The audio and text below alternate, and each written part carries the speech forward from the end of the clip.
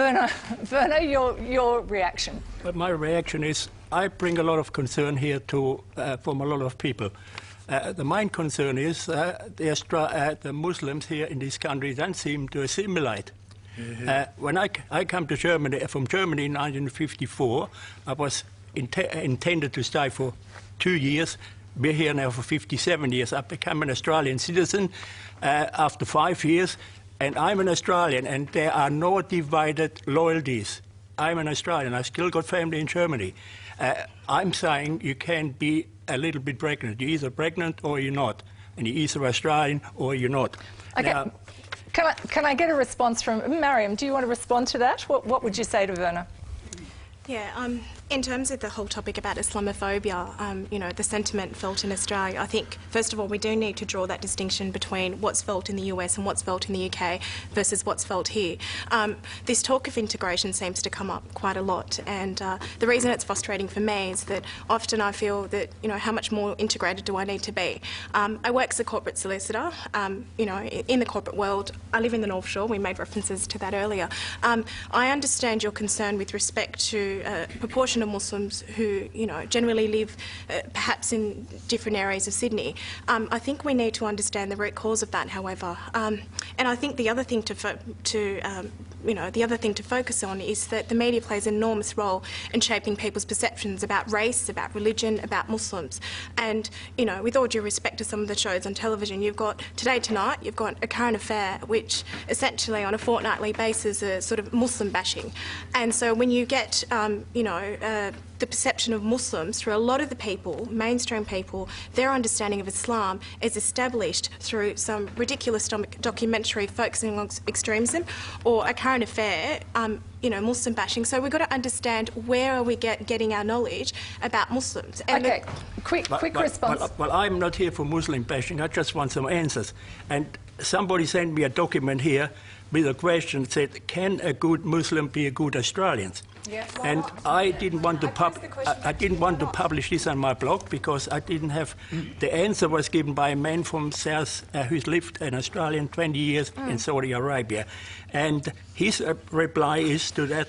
Then I thought I got a friend in Cairns who studies the Bible and especially the Quran as his hobby, and I sent that to him and he said, these questions I got here, I would like to ask you. Okay, I'm sorry, we can't go through a list of questions on a piece of paper because we've got a lot of people in the room who do want to raise. But your question is, can a good Muslim be a good Australian? Yeah. Who'd like to answer? I'll take that. Who'd like to answer that? Iqbal.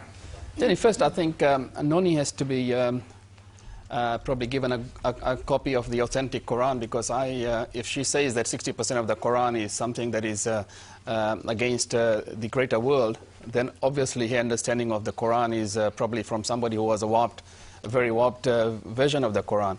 Coming back to this gentleman here about can a Muslim be a good Australian? There have been many, many Muslims in this country who have taken the highest of office. Ahmad Fahour, who has been the CEO of National Australia Bank. Won't you call him a good Australian? There is a Muslim sitting in the federal parliament now, Edin Husich, good Australian as far as I'm concerned. Sister here, who is a lawyer, if she wasn't in this room and she was speaking, nobody would know whether she was a Muslim or a good Australian, because as far as I'm concerned, she speaks as much an Australian as anybody else. So, I mean, I think the debate has really gone to a lot of Muslim bashing, Islam bashing, because that is the sexy thing to do right now. All right, I want to comment from Mark Jury, because you're an Anglican vicar and you're a theologian, is that right? And you've talked about the West having battered women's syndrome in relation to Islam. Now, what do you mean by that? When someone comes under abuse or attack, one of the characteristic responses is to blame yourself, especially if you're locked into a relationship of being attacked regularly, and making apologies for your abuser. It actually affects Christians who live under in Islamic circumstances more, and one Palestinian Christian spoke about that problem of really needing to defend Islam in order to protect yourself. Some people in the West have responded to the terrorist attacks by trying to look for everything that's positive in Islam. I think that was a strong response after 9/11, was to try and reach out as positively as possible. But in the end, there are some disturbing messages in the Quran. There are declarations of war against non-believers. There is a declaration that Islam should be triumphant over other religions. And the problem is this is not just in the book, but there are preachers throughout the Islamic world that preach sermons on those messages, and we in the West are hearing about that. Okay, Sheikh Salim, would you like to respond quickly before we go to the break? Okay. The war ayat, or whatever the verses related to war, was revealed in the context of the war. Like, for example, I would like to ask Noni and the other people who are talking about this war, when Australian government in its budget allocate money to buy F-16s, arms, does that mean that the Indonesia should be very, very scared that they are going to wage war against Indonesia? The war situation was there, and at that time there was no formal army. There are no budgeting. The Prophet Muhammad ﷺ was guided through revelation at that time, so he was confronting an enemy who is determined to eliminate the prophethood, the last message. So he had to take some constructive actions. So Wahi guides, the revelation guides him. So you're saying this is a document of its time? Is that the point you're making? Yeah, I think anybody who is reading this one, the context itself says you have to gather the khayl, that is the horses and the things. That is at the war situation. Okay, Iqbal? I think, Jenny, what the Sheikh is saying is that if you read any book, and the Quran is in flowing Arabic, you have a very literal meaning, you have a thematic meaning, and the context in how you pick each and every verse, it can be put in any context you want to. Okay, and there's I think that's plenty the of point. slaying and stoning in the Bible too. I've been reading some of those passages as well. But we're going to talk more about this in a moment. We have to go to a break. Coming up, more on whether Islam is compatible with democracy, and we look at Sharia law as well. That's next on Insight. Tonight we're talking about rising anti-Islamic sentiment in Europe and the US and what is driving it. Reza, I'd like to come back to you because we hear a lot about Sharia law, and I'd like you to explain from your perspective what it is and how important it is to Muslim identity. Well, there's really no such thing as just Sharia. It's not sort of one monolithic continuum. Sharia is understood in thousands of different ways over the 1,500 years in which multiple and competing schools of law have tried to construct some kind of civic, penal, and family law code that would abide by Islamic values and principles. So it's understood in many, many different ways. But I think that there are three foundational issues, or three divisions, I should say, that usually Sharia fits into. One is penal law, of course, and that's really what gets all the attention. There are 2 countries in the world right now that actually have a federal mandate to enact penal law according to the Sharia. That's Saudi Arabia and Iran. Then there's financial law, obviously, which has become quite popular, actually, in the U.S. and in the West ever since the global economic meltdown. And then there's something about family law, and that involves marriage, divorce, inheritance, these kinds of issues. And so when you say Sharia, even to a Muslim, you know, it's understood in vastly different ways. But in many ways, it's sort of part of an identity. And most Muslims, when they talk about wanting Sharia to play a role in their lives, really mean it insofar as it talks about family law, you know, issues like, as I said, marriage, divorce. In the United States, we have all across this country dozens of so-called halakha courts in which particularly observant Jews can take these issues of family law to an Orthodox court and have that judge for them. In the UK, they do the same thing, of course, with Catholic and Jewish communities. And we're seeing also throughout Europe the same thing happening now with certain Muslim communities who are also looking to Sharia courts. And again, as long as these courts don't violate the laws of the land, and as long as there's a room for appeal should 1 or 2 parties disagree with the verdict, I don't see how this would have anything to do with, you know, being incompatible with what we refer to as Western ideas of democracy. But how comfortably do those values in Sharia law sit with democratic values?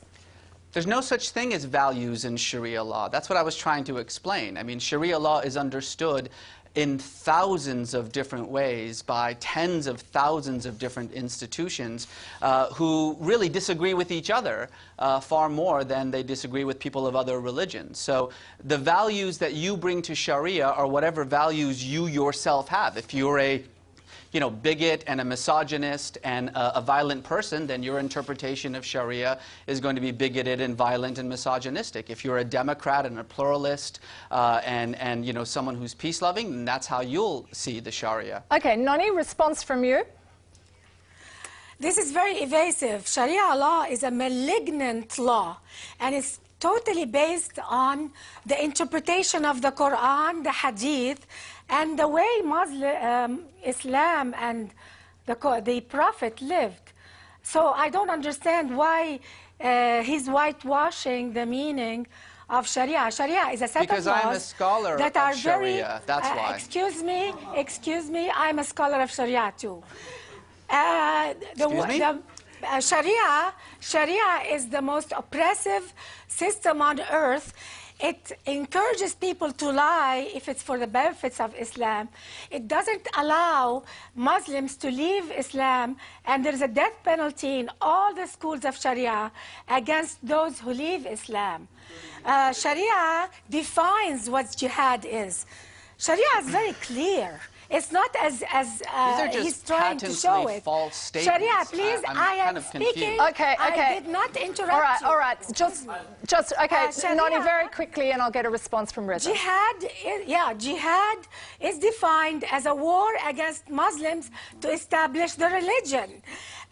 The West is concerned. Let's be open with them. Why this deception? Okay, Reza, a quick response from you. Moderate Muslims are trying to convince the West that Sharia is good. Okay, Noni, I'm going to stop you there. I think you've made your point, and I'm going to stop you there because we have a lot of other people who want to talk. Reza, quickly a response. I don't really have a response to that. Every single word that she said is factually incorrect, so I don't really know what to say. Okay, Randa, can I get a response from you? Because I think some people fear Sharia when they look at what happens in some Islamic countries and they see severe human rights abuses, for example. What's your response to what Noni has said, and what's your reaction to that fear that people have about Sharia law? Well, I want to make 3 points about Sharia very quickly because it's hard to talk about such a huge topic in sound bites. But the first is that we must recognise, both non-Muslims and Muslims, that the Quran is a text. We need human engagement with that text. So we have to first understand that the rulings and the legal rulings that are produced are channeled through the human mind. It is an interpretive act of a human being engaging and interacting with a text that produces the legal result. Now, because of that, it is susceptible to flaws. It is not perfect. Nobody has perfect access to the divine will. The second point I'd like to make is that because of this potential for abuse, there needs to be more women scholars, and that's not something new. We need to return to that glorified past and get more women scholars involved to overcome the fetters of patriarchy. And the third point is that if, as we accept, God is the perfect epitome of justice, goodness, mercy and compassion, then our efforts to define the divine will through Sharia should be predicated on achieving a result that is merciful compassion. Any one of these points, if people were mindful of them, people like the Taliban or people in despotic, theocratic regimes were mindful of these principles, I think that would help in overcoming the travesty which we see, which is an abuse of Islam to exact an appalling oppression of people's rights. Okay. Othman, you're a member of Hizb ut-Tahrir, an Islamic group which is banned in a number of countries. Your response to what Randa's saying, is that your interpretation of Islam? Well, look, I think I'd like to question the premise that's been put forth, not particularly by Randa, but by others, implicitly that it's democracy and the Enlightenment that Islam needs to be compared against, and it's as if Western liberalism is the standard and the Sharia here is on trial, and we can ask the question, well, what is the Sharia? Is it compatible? Is it not compatible? These questions can be flipped on their head. But fundamentally, I think no one is silly enough to say there's no fundamental differences between Islam and Western ideology. The question is that what is behind the rise of anti-Islamic sentiment? I don't think so. Really. But I want to get back to, I'm interested in Randa's interpretation of Islam and what she has to say about Islam. Do you agree with her? Do you see it the way she sees it?